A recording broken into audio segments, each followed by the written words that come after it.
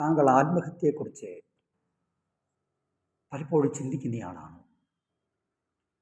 ആത്മഹത്യ ചെയ്യണമെന്ന് കൂടെ താങ്കളുടെ ഹൃദയത്തിൽ ഇങ്ങനെയുള്ള താല്പര്യവും ചിന്തയും ഉണ്ടാകുന്നുണ്ടോ? ആത്മഹത്യ ചെയ്തതിലേ പറ്റൂ എന്ന താങ്കളെ ഹൃദയത്തിലെ ചിന്തകൾ ഹേമിക്കുന്നുണ്ടോ? അത് അപകടകരമാണ്, അത് അബദ്ധമാണ്. താങ്കളെ ജീവിതത്തിൽ ആത്മഹത്യ ഒന്നിനും പരിഹാരമല്ല. ദൈവം നമ്മിൽ തന്നിരിക്കുന്ന ആത്മാവിനെ തിരികെ എടുക്കുവാൻ ദൈവത്തിന് മാത്രമേ അധികാരമുള്ളൂ, അവകാശമുള്ളൂ. നമ്മൾ അങ്ങനെ ചെയ്താൽ അത് ദൈവത്തോട് ചെയ്യുന്ന കുറ്റകരമാണ്. ആത്മഹത്യ ചെയ്താൽ ആത്മഹത്യ അനന്തരം താങ്കളുടെ ആത്മാവ്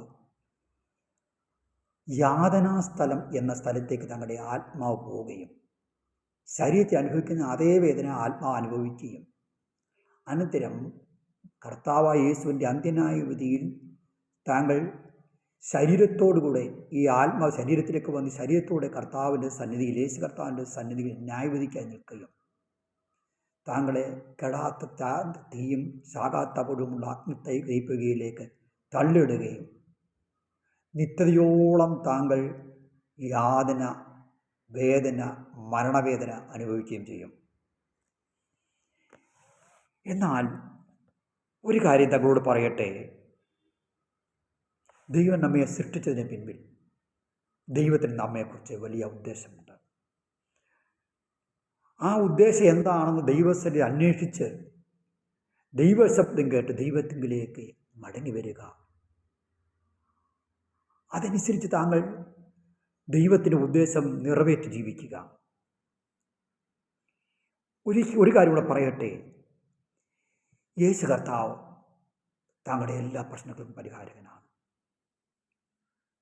അവൻ നിന്നും സ്വർഗത്തിൽ ജീവനുള്ളവനായി പിതാവായ ദൈവത്തിൻ്റെ വലത്ത് ഭാഗത്ത് നമ്മുടെ അപേക്ഷ കേൾക്കുവാൻ, നമ്മുടെ ആവശ്യങ്ങൾ കേൾക്കുവാൻ, ശ്രദ്ധിക്കുവാൻ ആയിരിക്കുകയാണ്. താൻ ജീവനുള്ള ദൈവത്തിൻ്റെ പുത്രനാണ്, അതോടൊപ്പം താൻ ദൈവമാണ്. ആകയാൽ എന്ത് ചെയ്യണം? താങ്കൾ പ്രയാസങ്ങളും പ്രശ്നങ്ങളുമായി യേശു കർത്താവിലേക്ക് കടന്നു വരിക, യേശുവിൽ ശരണപ്പെടുക, യേശുവിനായി ജീവിതം സമർപ്പിക്കുക. യേശുവിനോട് താങ്കളുടെ സകല പ്രതിസന്ധികളും സകല ആവശ്യങ്ങളും വിഷമതകളും പ്രാർത്ഥനയിലൂടെ അപേക്ഷിക്കുക. യേശു താങ്കൾക്ക് മറുപടി തന്ന് താങ്കളെ സഹായിക്കുവാൻ സർവശക്തനാണ്.